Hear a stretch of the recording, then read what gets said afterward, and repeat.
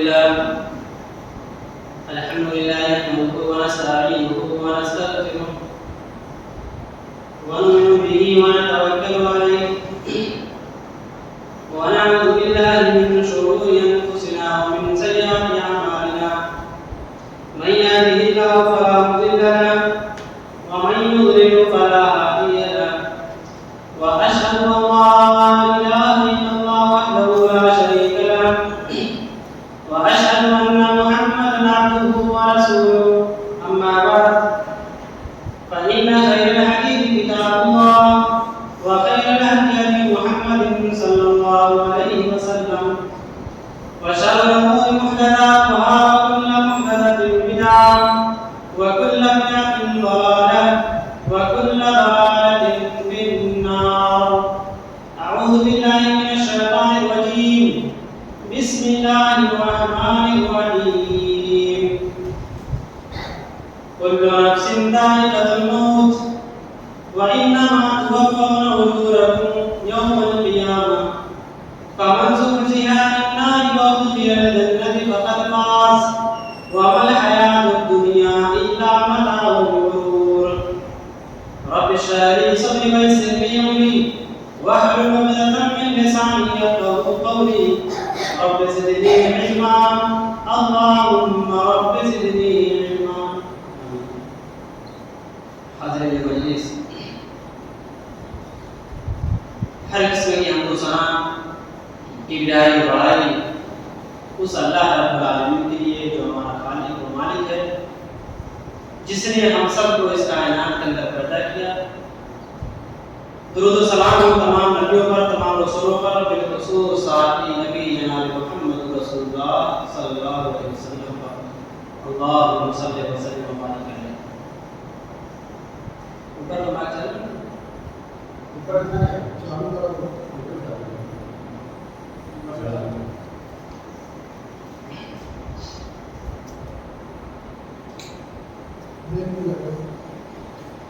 حاضرین مجلس، آج کی جو تقریر ہے وہ عام تقریروں سے الگ ہے انشاءاللہ.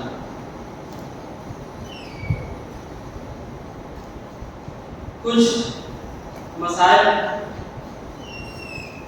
اور کچھ آداب اور جو غلط فہمیاں معاشرے کے اندر پھیلی ہوئی ہیں اس کے تعلق سے کچھ باتیں انشاءاللہ آپ کے سامنے بیان کریں. سب سے پہلے ہم اپنی بات شروع کرتے ہیں کہ اللہ تبارک و تعالیٰ نے قرآن مجید کے اندر ارشاد فرمایا کل نفس ذائقہ. پہلی اس میں باتیں ہو چکی کہ دنیا کے اندر جو بھی آیا اسے مرنا ہے. مرنا ہے کہ نہیں مرنا ہے؟ آواز سے بولے مرنا ہے نا. ہر شخص کو مرنا ہے، کسی کو دنیا کے اندر زندہ نہیں ہے. اور یہی اللہ رب العالمین قرآن مجید کے اندر ہمیں سکھا رہا ہے اور آگاہ کر رہا ہے کل نفس ذائقہ. ہر نفس کو، ہر جاندار کو، دنیا کے اندر جس کے بھی اندر جان ہے، ہر جان کو مرنا. اور ایک دوسری آیت کے اندر اللہ رب العالمین نے کہا کل من علیہا فان. دنیا کے اندر جتنی چیزیں ہیں ساری کی ساری چیزیں فنا ہو جائیں. یعنی دنیا کے اندر کچھ بھی باقی نہیں ہے. آج دنیا کے اندر کتنی چیزیں ہیں؟ بہت زیادہ چیزیں ہیں. ہم ان کو لکھنا چاہتے لکھ بھی نہیں سکتے دنیا کے اندر کتنی چیزیں. لیکن ایک وقت ایسا آئے گا کہ ساری چیزیں فنا ہو جائیں گی، ختم ہو جائیں گی. تو کیا جب سب کچھ فنا ہو جائے گا تو کوئی باقی رہے گا؟ وَيَبْقَى وَجْهُ رَبِّكَ ذُو الْجَلَالِ وَالْإِكْرَامِ. کون باقی رہے گا؟ صرف اللہ رب العالمین کی ذات باقی رہے گی. اللہ کے علاوہ کوئی بھی باقی نہیں رہے گا. سب پوری دنیا ختم. تو گویا ہر انسان کو ماننا. تو ہم اس دنیا کے اندر آئے ہیں تو اللہ تبارک و تعالیٰ نے ہمیں کیوں پیدا کیا ہے، کیوں بھیجا ہے؟ یہ موت و زندگی کو اللہ نے کیوں پیدا کیا ہے؟ انسان پیدا ہوتا ہے تو اس کے بعد مر جاتا ہے. اس طریقے سے سمجھتی کہ گویا ہم اس دنیا کے اندر آئے ہیں تو ہم آخرت کی تیاری کرنے کے لیے آئے ہیں، گویا ہم اس دنیا کے اندر ایک ایگزام دینے کے لیے آئے ہیں۔ یہ دنیا ہمارے لیے امتحان حال ہے۔ جس طریقے سے دنیا کے اندر امتحانات ہوتے ہیں، اسٹوڈنٹ پوری سال تیاری کرتے ہیں۔ کس کی تیاری کرتے ہیں؟ ایگزام۔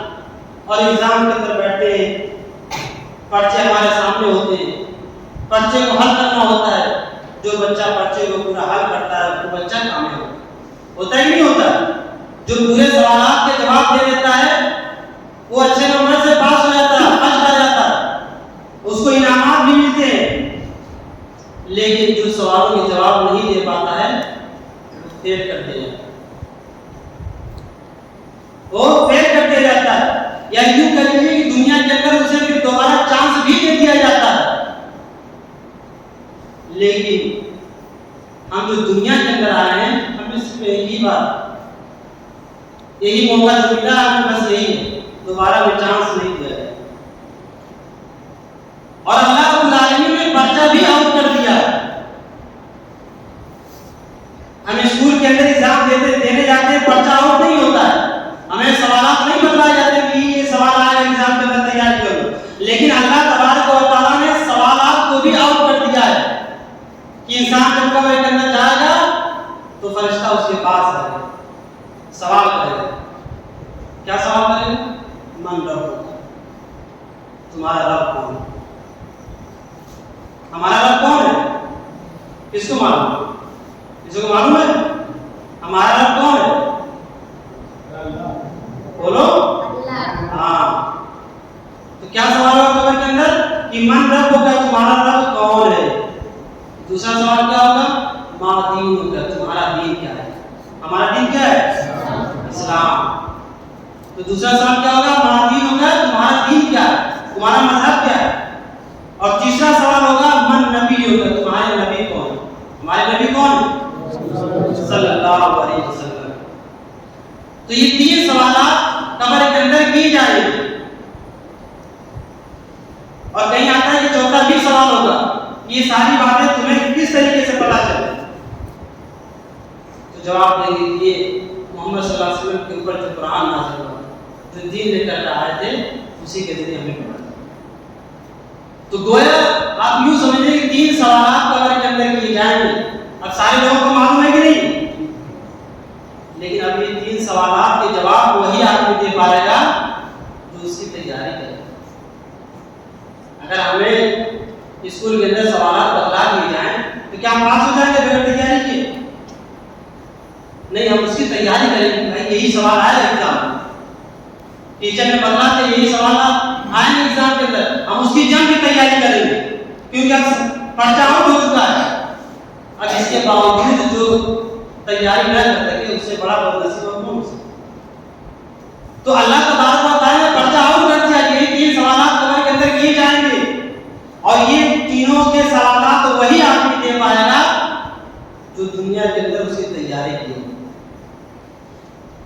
اور تیاری کیا ہے؟ نیک اعمال۔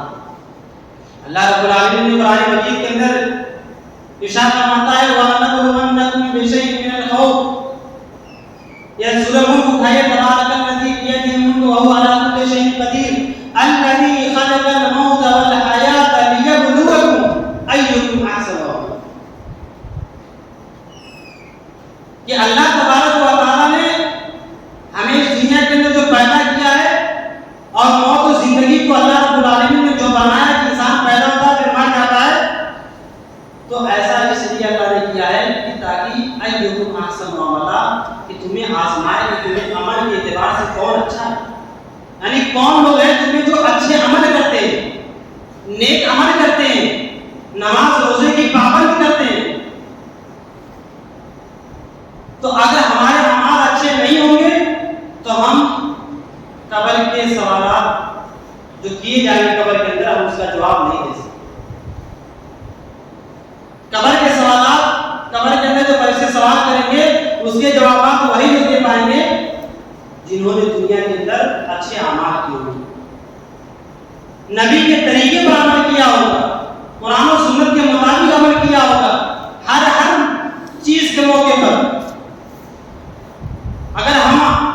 سونے جا رہے ہیں تو اللہ کے نبی سونے سے پہلے کیا کرتے تھے؟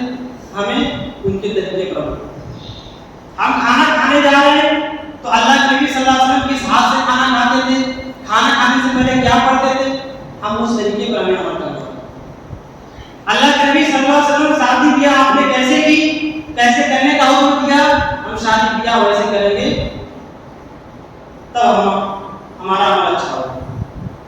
اللہ کے نبی صلی اللہ علیہ وسلم کے زمانے میں کوئی کسی کی میت ہو جاتی تھی تو اللہ کے نبی صلی اللہ علیہ وسلم اس کا طریقہ صحابہ کرام کو کس طریقے سے بتلایا، ہم اس طریقے پر عمل کریں گے تب ہمارے اعمال کے اندر نیکیاں لکھی جائیں، اچھے اعمال لکھے جائیں۔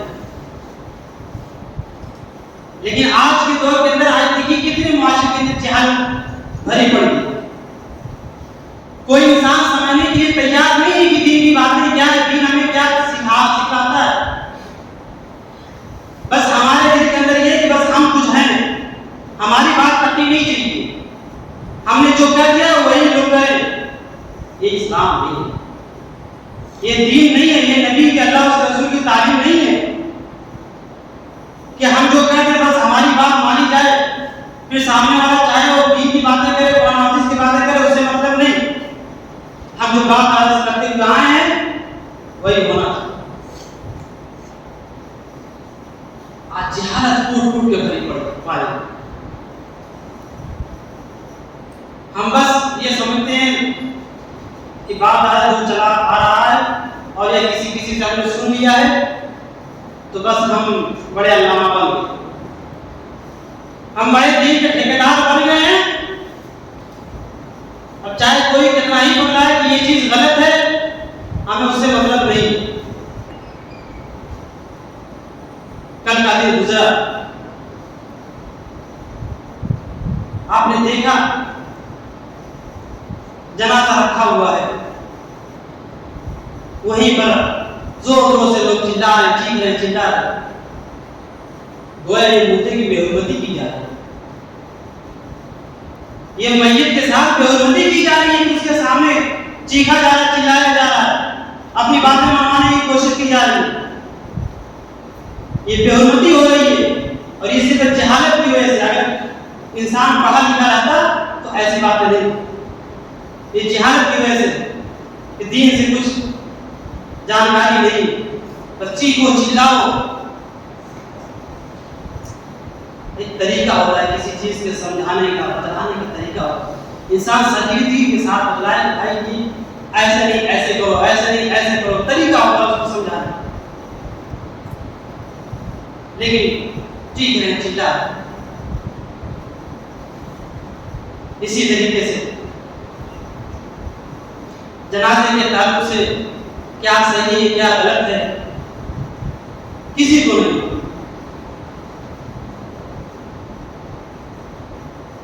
جنازہ لے کر جایا جاتا ہے، لوگ آگے آگے بھاگ رہے ہیں۔ یہ یاد رکھیے ادب کا تقاضا ہے کہ جب جنازہ جا رہا ہو اس کے پیچھے پیچھے چلنا چاہیے، آگے آگے نہیں بھاگنا چاہیے۔ جنازہ لوگ لے کر جا رہے ہیں اس کو آگے جانے دیں، پیچھے پیچھے لوگ جا رہے ہیں، اور اس کے بعد جہاں جنازہ پڑا جائے، جنازے کو رکھ دی جائے، پھر اس کے پیچھے لوگ کھڑے ہوتے ہیں۔ اس طریقے سے جنازے کے اندر کھڑے ہونا چاہیے، اس کا بھی طریقہ آپ حدیث کی کتابوں سے آپ کو مل جائے گا کہ جب نبی کے زمانے میں بھی کسی کا جنازہ ہوتا تھا تو صفیں سیدھی لگائی جاتی تھی، لوگ ایک دوسرے کو دیکھ کر کے سب سیدھی کر لیا کرتے تھے، اور اس کا طریقہ ہے کہ انسان اگر جوتا چپل یا جو بھی پہنے ہوئے ہے اگر اس کو معلوم ہے کہ میرے چپل کے اندر گندگی لگی تو اس کے لیے بہتر یہ کہ وہ اپنے جوتوں کو چپلوں کو اتار کر کے اپنے دونوں پیر کے بیچ میں رکھ دیں۔ لوگ غلطی کیا کرتے ہیں کہ چپل کو اتاریں گے اسی کے اوپر چڑھے گا، کیا پڑھا بھائی اگر یہاں پر گندگی لگی ہوئی ہے اور ہم اس کے اوپر مصلی بچھا کے نماز پڑھنے ہو جائے گی نہیں؟ ایک بات تو ایک ہی ہے، نیچے گندگی لگی اوپر پر کپڑا ڈالے اس کے اندر گندگی لگی، تو یہ لوگ جو عقل لگاتے ہیں اسلام ہماری عقل کے مطابق نہیں ہے۔ اللہ کے نبی صلی اللہ علیہ وسلم جنازہ پڑھا رہے تھے، آپ کے جوتوں کے اندر گندگی لگی ہوئی تھی، آپ کو نہیں معلوم تھا، اللہ رب العالمین نے فرشتے کو بھیجا، فرشتے آئے، نبی سے کہا کہ آپ اپنے جوتے اتار دیں، آپ نے اپنے جوتے اتار دیے، پیچھے صحابہ کرام کی صفیں لگی ہوئی ہیں، دیکھا کہ نبی نے جوتے اتارے، سارے صحابہ اتار دیے، زمین پر پڑے ہوئے، اللہ کے نبی نے سلام پھیرا، دیکھا، کہا تم لوگوں نے جوتے کیوں اتارے، چپلیں کیوں اتارے؟ صحابہ نے کہا اللہ کے نبی صلی اللہ علیہ وسلم ہم نے آپ کو دیکھا اتارتے ہوئے، ہم نے اتار دیا، بھائی ہمیں نہیں معلوم، ہم نے آپ کو دیکھا کرتے ہوئے ہم نے کیا۔ وہ بھی جو صحابہ وہ سنت کے کتنے محبوب تھے سنت پر عمل کرنے کے لیے کہ دیکھا کہ نبی نے یہ کام کیا ہے، فوراً صحابہ کرام اس پر عمل کرتے، تو اللہ کے نبی نے کہا کہ میرے پیروں اور چپلوں میں گندگی لگی ہوئی تھی اور فرشتے نے آ کر کے مجھے بتلایا، اس لیے میں نکالا۔ تو اس کا طریقہ ہے کہ آدمی جب کھڑا ہو تو چپل وغیرہ کو دونوں پیر کے بیچ میں رکھے، کسی کے آگے کسی کے پیچھے نہیں، یا اس پر چڑھ کر کے نہیں۔ اگر آپ کو معلوم ہے کہ چپل بالکل صاف ہے، صاف ستھرا ہے، تو آپ پہن کر کے ہی نماز پڑھیں۔ اس میں بھی بہت سے لوگ کہتے ہیں کہ ارے نیا چپل ہوتا، اللہ نے زمین کو پاک بنایا ہے، اگر کہیں تھوڑی بہت گندگی بھی لگی ہوگی تو آپ زمین پر چلتے رہیں گے تو زمین پر چپل گھسنے کی وجہ سے وہ گندگی صاف ہو جاتی ہے، وہ گندگی صاف ہو جاتی ہے، تو اس لیے آپ نماز پڑھ سکتے ہیں۔ اب ہاں آپ کا دل نہیں گوارا کر رہا ہے، گندگی لگی ہوئی، تو آپ اتار کر کے اپنے دونوں پیر بیچ میں رکھ کر جاؤ، یہ ہے طریقہ۔ اب آپ یہ جانکاری رکھ رہے ہیں تو آپ کی ذمہ داری ہے کہ آپ اس کو دوسروں تک بھی پہنچائیں، آپ کی ذمہ داری ہے کہ آپ دوسروں تک اس کو پہنچائیں۔ جہاں بھی ایسا مسئلہ ہو تو آپ لوگوں کو بتلا دیں کہ نہیں آپ چپل اگر گندگی لگی تو اتار دیں، اس پر نہ چڑھ کر کے نماز پڑھیں، یہ نہیں چپل اتار کے پھر اسی کے اوپر چڑھ جائیں، نہیں، اس کو اتار کر کے دونوں پیر کے بیچ میں۔ اسی طریقے سے کہ ہم آپ دیکھتے ہیں کہ جب کسی کی میت ہو جاتی ہے تو بہرحال ایک صدمہ پہنچتا ہے، تکلیف ہوتی ہے، یہ فطری چیز ہے، محبت ہے۔ اللہ کے نبی صلی اللہ علیہ وسلم کی زندگی میں آپ کے بیٹوں کا انتقال ہو گیا، آپ کی کوئی نہ اولاد ایسی تھی نہیں کہ جو بڑی ہوئی جوان ہوئی، چھوٹے چھوٹے آپ کے بچے، کوئی 6 مہینہ، کوئی 12 مہینہ، کوئی 18 مہینہ کا ہوتے ہوتے آپ کے 3 بچے، تینوں بچے انتقال ہوئے۔ آپ کے بڑے بیٹے حضرت ابراہیم جو ماریہ قبطیہ کی وجہ سے پیدا ہوئے تھے، ان کا جب انتقال ہوتا ہے، اللہ کے نبی صلی اللہ علیہ وسلم آتے ہیں، اپنے بیٹے ابراہیم کو دیکھتے ہیں تو آپ کی آنکھوں میں بھی آنسو آ جاتے ہیں بڑے محبت میں، اور باقاعدہ اللہ کے نبی صلی اللہ علیہ وسلم نے جملہ بیان کرتے ہیں، سنیے، اللہ کے نبی کہتے ہیں ان العین تدمع والقلب يحزن ولا نقول الا ما يرضى ربنا وان بفراقك لنحزنون یا ابراہیم، کیا ہے میرے بیٹے ابراہیم، تیری جدائی سے میری آنکھیں اشک بہہ رہے ہیں، میری آنکھوں سے آنسو بہہ رہے ہیں، میرا دل غمگین ہے، لیکن ہم اپنی زبان سے کوئی ایسا جملہ نہیں ادا کریں گے جس سے میرا اللہ مجھ سے ناراض ہو۔ غور کیجیے کیا کہہ رہے ہیں اللہ کے نبی صلی اللہ علیہ وسلم، آپ کی وہی آخری بیٹا تھا ابراہیم، اس کے انتقال پر آپ یہ کہہ رہے ہیں آپ کی آنکھوں سے آنسو بہہ رہے ہیں، صحابہ کرام کہہ رہے ہیں اللہ کے نبی آپ کی آنکھوں سے آنسو، کہا کیا میں انسان نہیں ہوں، میں بھی تو انسان ہوں، یہ میری اولاد ہے، اولاد سے کس کو محبت نہیں ہوتی ہے، لیکن محبت کا یہ مطلب نہیں کہ ہم چیخیں چلائیں، بیان کر کر کے روئیں، اس کا اسلام نجات نہیں ہے۔ بات حق ہے اور ہم سب کو اس پر عمل کرنا ہے کہ ہم بیان کر کر کے روئیں، کرے بڑا اچھا آدمی تھا، یہ وہ، کسی کا چھوٹا بیٹا مر گیا ہے، میرے بابو کیسے کھیلنا کھیلے گا، یہ کیسے کرے گا، وہ کیسے کرے گا، اور بیان کر کر کے رو، اور خاص کر کے عورتیں اور زیادہ روتی، حرام ہے اس طریقے سے رونا، یاد رکھیے حرام ہے اس طریقے سے رونا، چیخ چیخ کر کے۔ بہت سی عورتیں اپنے کپڑوں کو بھاڑنا شروع کرتی ہیں، گاؤں کے اوپر تماچے مارتی ہیں، یہ سب حرام ہے. صبر کرنا ہے، صبر کرنا ہے، اور صبر اسی وقت کرنا ہے جب صدمہ پہنچے. بعد میں تو صبر سب کو ہو جاتا ہے، بھائی اب تو مر گیا باہر کا کہاں سے، صبر تو سب کو ہو جاتا ہے، لیکن جب صدمہ پہنچے اسی وقت صبر کرنا ہے، اسی وقت صبر کرنا ہے. اور ہمیں دعا اللہ کے نبی صلی اللہ علیہ وسلم نے سکھائی، قرآن نے سکھلائی. قرآن کہتا ہے الذین اذا اصابتهم مصیبہ قالوا انا للہ وانا الیہ راجعون، کہ جب تمہیں کوئی مصیبت پہنچے، کوئی پریشانی پہنچے تو کیا کہو؟ انا للہ وانا الیہ، کہ ہم سب اللہ کے اور ہم سب کو اللہ ہی کی طرف جانا ہے، ہم سب اللہ کی امانت ہیں. ایک واقعہ سنیے اور غور کیجیے. دیکھیے حضرت ابو طلحہ انصاری رضی اللہ عنہ، ان کی شادی ہوتی ہے حضرت ام سلیم سے. ان کی شادی پہلے ایک دوسرے انسان سے ہوئی تھی، مالک بن نضر سے. ان کے انتقال کے بعد، اور یہ ایمان والی تھی، اسلام قبول کر چکی تھی، جنہوں نے اسلام لانے کے بعد انہوں نے شادی کے لیے نہیں سوچا کہ ہم شادی کریں. لیکن ابو طلحہ انصاری رضی اللہ تعالیٰ عنہ جو تھے وہ بڑے امیر آدمی تھے، اور جب ان سے شادی ہوئی ام سلیم سے تو ابھی یہ اسلام نہیں قبول کیے تھے. تو انہوں نے پیغام میں نکاح بھیجا ام سلیم کو کہ میں تم سے شادی کرنا چاہتا ہوں. تو حضرت ام سلیم حالانکہ چاہتی تو فوراً تیار ہو جاتی، کیونکہ ان کو ضرورت بھی تھی گھر اپنے بچوں کو سنبھالنے والے، اور وہ چاہتی تھی کہ ہاں یہ ایماندار ہے شادی کر لیں. لیکن انہوں نے کہا کہ میں ایمان والے ہوں، تم کافر ہو، میں تمہارے ساتھ نکاح نہیں کر سکتا. ہاں اگر تم چاہتے ہو تو تم اسلام قبول کر لو اور وہی میرا حق مہر بھی ہو جائے گا. میں تم سے شادی کر لوں گی، نکاح کر لوں گی، اور تمہارا اسلام قبول کرنا ہی یہ حق مہر ہوگا. تو بہرحال ابو طلحہ انصاری نے اسلام قبول کر لیا اور اس کے بعد ان کی شادی. جب شادی ہو گئی تو شادی کے بعد ایک بچہ پیدا ہوا اور ابو طلحہ انصاری کو کہیں جانے کی سفر پر ضرورت پڑ جاتی ہے. تو ابو طلحہ انصاری اپنی بیوی سے کہتے ہیں کہ میری بیوی یہ بچہ ہے، اس کا خیال رکھنا اچھی طریقے سے، میں سفر پر جا رہا ہوں، لمبا سفر ہے، اس سے اچھے سے دیکھ بھال کروں. یہ کہہ کر چلے جاتے ہیں.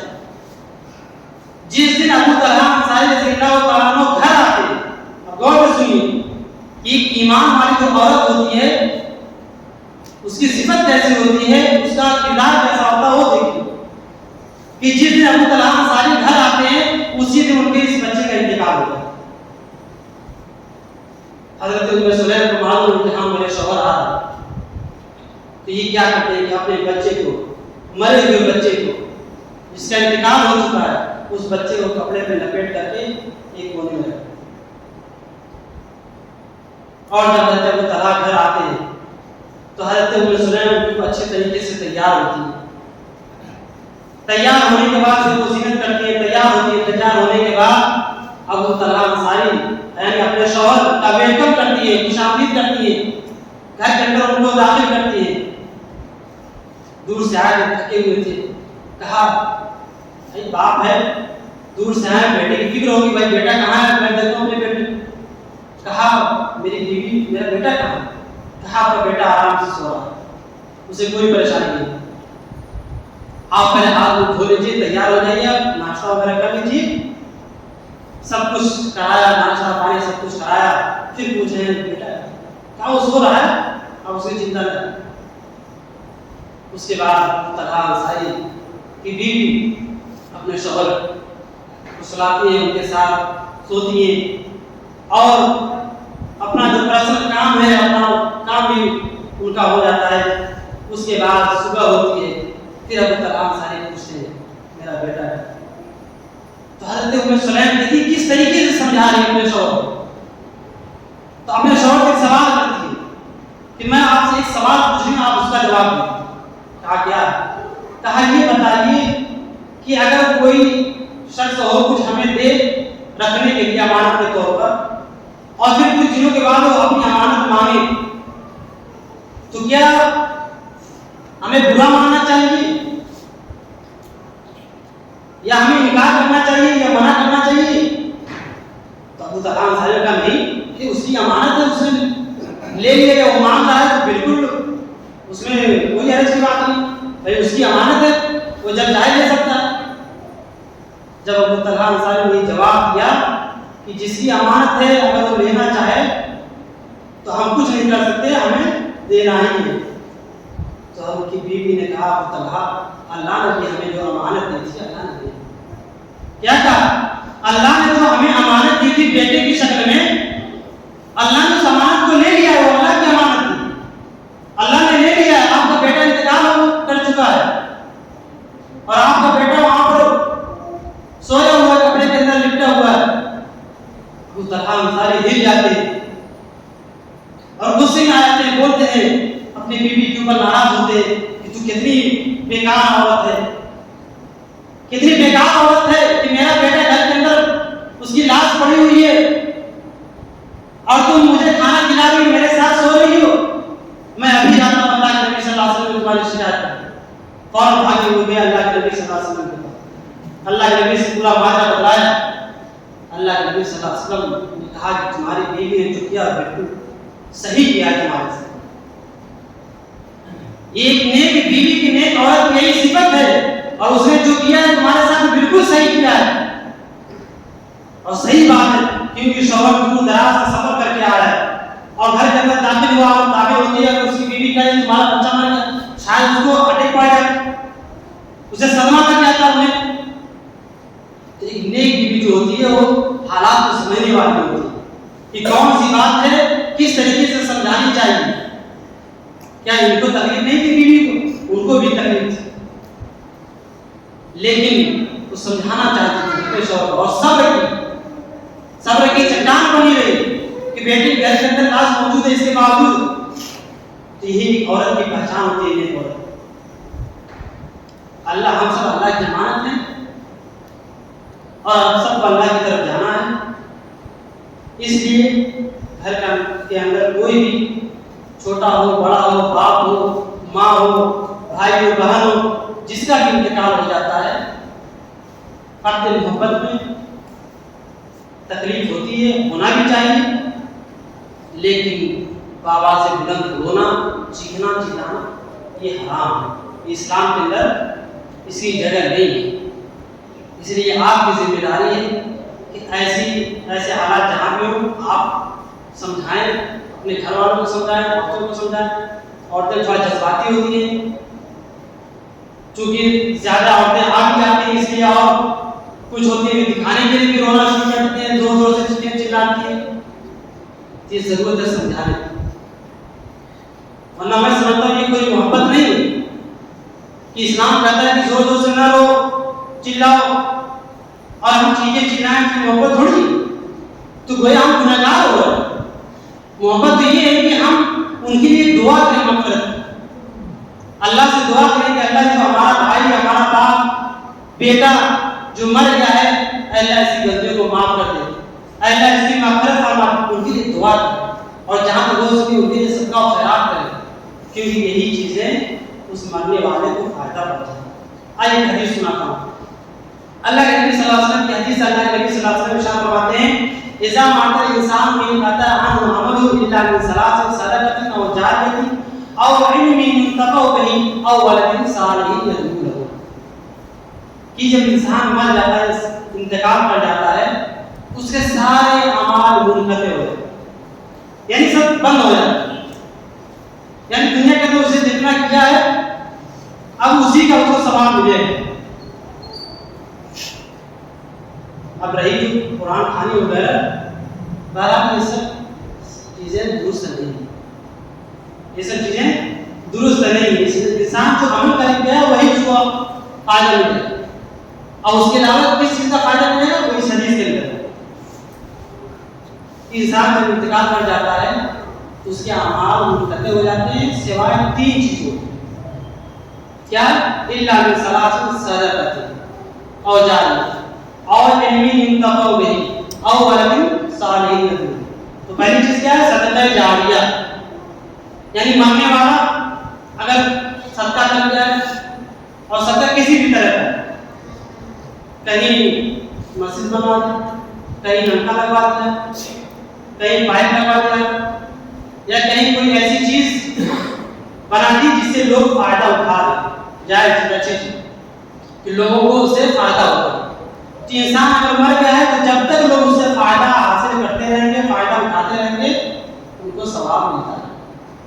بات سمجھ آئی کہ جب تک اس انسان کی بنائی ہوئی چیز سے لوگ فائدہ اٹھاتے رہیں گے، اسی کا ثواب ان کو پہنچتا رہے گا، یعنی صدقہ جاریہ. دوسری چیز اور علم ينتفع به، علم یعنی دین کا علم. اگر انسان مرنے سے پہلے دین کا علم رکھتا تھا اور لوگوں تک پہنچاتا تھا، تو جب تک لوگ اس کے ان باتوں پر عمل کرتے رہیں گے، مرنے والے کو اس کا ثواب ملتا رہے گا.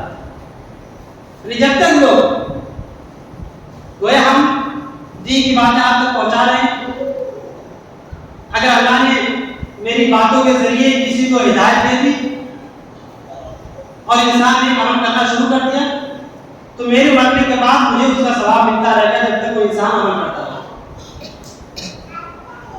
اب میں سے کسی نے شروع کر دیا، پھر اس نے کسی اور کو بتلا دیا، اس نے کسی اور کو بتلا دیا، اس طریقے سے جب تک لوگ عمل کرتے رہیں گے یہ سلسلہ جاری رہے گا، مرنے والے کو ثواب ملتا رہے گا. تو اور ينتفع به، علم نافع، ایسا علم جو لوگوں کے لیے فائدہ مند ہو. تیسری چیز او ولد صالح یدعو، نیک اولاد. آپ کی اولادیں، آپ نے انہیں اچھا دین، اچھا ادب، اچھا طریقہ سکھلایا ہے، وہ نیک عمل کرتی ہے، نماز روزوں کی پابندی کرتی ہے آپ کی اولاد، تو آپ کے مرنے کے بعد یہ لوگ نیک عمل کرتے رہیں گے. ضرورت نہیں ہے کہ 10 قرآن پڑھ کر کہیں گے کہ ابا کی طرف سے بس، یہ فائدہ نہیں ہے. وہ پڑھتے رہیں گے، انہیں کہنے کی ضرورت نہیں ہے. وہ نماز روزہ کرتے رہیں گے، ان کو ثواب ملتا ہی رہے گا. نسبت کرنے کی یا پہنچانے کی یہ سب کرنے کی ضرورت نہیں ہے. بیٹا عمل کرتا رہے گا، پھر وہ اپنے بچوں کو، وہ اپنے بچوں کو، جب تک یہ سلسلہ جاری رہے گا، جس نے شروع کیا ہے اس کو اس کا پرسنٹیج ملتا رہے گا، اس کو ثواب ملتا ہے. تو اگر ہم چاہتے ہیں کہ ہمیں مرنے کے بعد ہمیں فائدہ ملتا رہے تو صدقہ کرنا چاہیے. لوگوں کے فائدے کی چیزیں صدقے کے طور پر بنوانی چاہیے.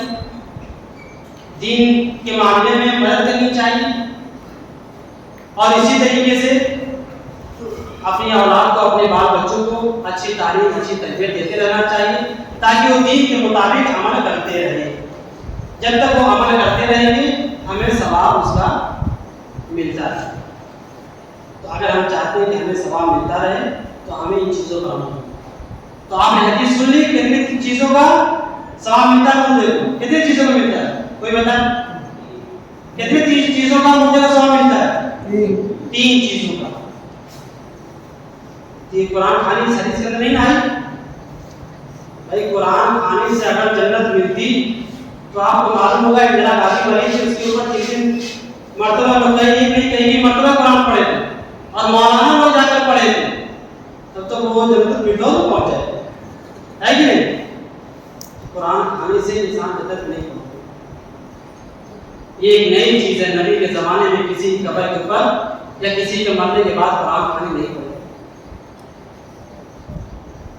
جب نبی نے جو عمل نہیں کیا ہے ہم وہ عمل کریں گے تو صحیح ہے. بھائی دین تو اسی وقت مکمل ہوا تھا نا نبی کے زمانے میں. اللہ نے قرآن آپ پڑھتے ہیں، قرآن کے اندر ایک آیت ہے کہ نہیں، الیوم اکملت لکم دینکم واتممت علیکم نعمتی ورضیت لکم الاسلام دینا. اللہ نے نبی کے اوپر قرآن اترا اور اسی وقت اللہ نے مکمل کر دیا تھا دین کو. کہ نبی میں نے اس دین کو مکمل کر دیا ہے اور ساری نعمتیں میں نے تمہارے اوپر پوری کر دی ہیں. ورضیت لکم الاسلام دینا، اور میں اسی دین اسلام سے میں راضی و خوش ہو گیا ہوں.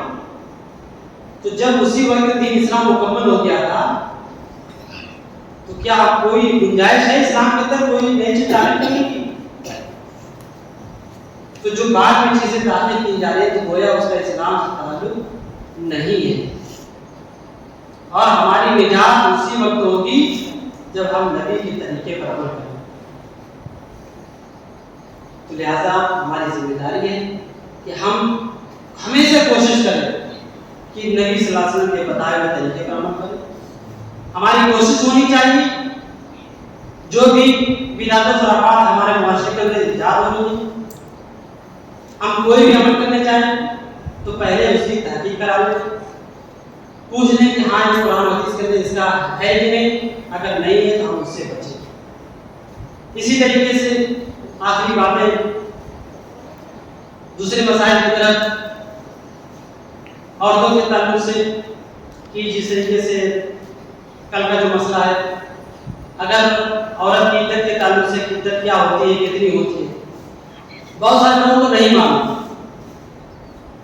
تو اگر شوہر وفات پا گیا ہے، عورت کی عدت جو ہے وہ 4 مہینہ 10 دن، یہ ہر کوئی جانتا ہے. لیکن اگر ایک عورت جو حمل سے ہو تو اس کی کیا مدت ہے؟ کیا اس کا بھی ایسے ہی رہے گا 4 مہینہ 10 دن؟ بچہ پیدا ہو گیا اور پھر 4 مہینہ 10 دن تک عدت گزاری؟ تو ایسی بات نہیں.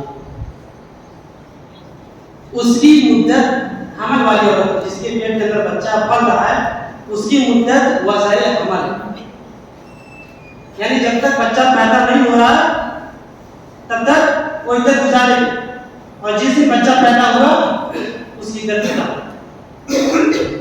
اس کی عدت اگر شوہر کا انتقال ہوا اور اس کے 1 گھنٹے کے بعد ہی اگر بچے کی ولادت ہوگی، بچہ پیدا ہو گیا، اس کی عدت ختم. یا پھر کئی مہینے ہو گئے شوہر کے لیکن ابھی بچے کی ولادت نہیں ہوئی ہے تو عورت عدت ہی میں رہے گی. یعنی جب تک بچہ پیدا ہو نہیں جائے گا اس کی عدت ختم نہیں ہوگی، اور جہاں بچہ پیدا ہوا اس کی عدت. اور یہ کوئی مسئلے کی بات نہیں ہے کہ آپ یہ کہہ سکتے ہیں ارے مولانا صاحب علیہ ہیں، ہم تو دیوبندی ہیں، بریلوی ہیں، تو ہمارے ان کے یہاں ہے، ہمارے یہاں نہیں. قرآن کی آیت آپ قرآن پڑھیے، سورۃ طلاق قرآن کے اندر ہے، سورہ کا نام سورۃ طلاق ہے، آپ پڑھیے اس کا ترجمہ تو آپ کو اس کے اندر ایک آیت کا ترجمہ آپ کو مل جائے گا کہ حمل والی عورت کی مدت وضع حمل ہے، یعنی بچے کی ولادت ہے، بچہ پیدا ہوا اس کی مدت ہے. تو بہرحال جن کو نہیں معلوم ہے آپ کی ذمہ داری ہے کہ آپ ان تک یہ باتیں پہنچائیں. خاص کر کے عورتوں میں ان باتوں کو زیادہ آپ کوشش کریں ان تک جتنی جلد ہو سکے باتیں پہنچنی چاہیے، تاکہ کیونکہ عورتوں کا معاملہ ہوتا ہے کہ جو چلا آ رہا ہے وہی صحیح ہے، اب لوگ کچھ بھی بدلاؤ ماننے والے نہیں. تو ہے آپ کی ذمہ داری کہ اپنے اپنے گھر کی عورتوں کو بتلائیں کہ وجہ کہ عورت کی ایک جو عدت ہوتی ہے وہ کتنی ہوتی ہے، یا جو حاملہ عورتیں ہیں ان کی عدت کیا ہے. یہ ہم اور آپ کی ذمہ داری ہے کہ ہم اپنے اپنے گھر کی عورتوں کو ان باتوں سے آگاہ کریں، ان مسائل سے آگاہ کریں، تاکہ وہ فتنوں سے بچ سکیں، بدعت و خرافات سے اپنے آپ کو بچا سکیں. آج ہم سب دعا کرتے ہیں کہ العالمین ہم تمام مسلمانوں کو نیک عمل کی توفیق عطا فرما. العالمین ہم تمام مسلمانوں کو حدیث کے مطابق عمل کرنے کی توفیق عطا فرما. العالمین ہم تمام مسلمانوں کو محمد صلی اللہ علیہ وسلم کے بتائے ہوئے طریقے پر عمل کرنے کی توفیق عطا فرما. العالمین ہم تجھ سے دعا کرتے ہیں کہ اللہ جو بیمار ہیں شفا کامل وعاجلہ عطا فرما. العالمین ہم تجھ سے دعا کرتے ہیں جو اس دنیا سے جا چکے ہیں، اے اللہ ان کی گناہوں کو معاف فرما دے، ان کی مغفرت فرما، ان کو قبر پر جنت سکون عطا فرما، ان کے نیک قبر کو اللہ تعالیٰ کو کشادہ کر دے. الہ عالمین ان کو آخر میں جنت الفردوس کے اعلیٰ مقام عطا فرما دے. الہ عالمین ہم تجھ سے دعا کرتے ہیں کہ ہمیں جب تک اس دنیا کے اندر زندہ رکھ، توحید پر رکھ، اسلام کے اوپر رکھ، ایمان پر رکھ، اور جو ہمارا خاتمہ ہو توحید پر فرما. ہمارا آخر دعوانا الحمدللہ رب العالمین. السلام علیکم.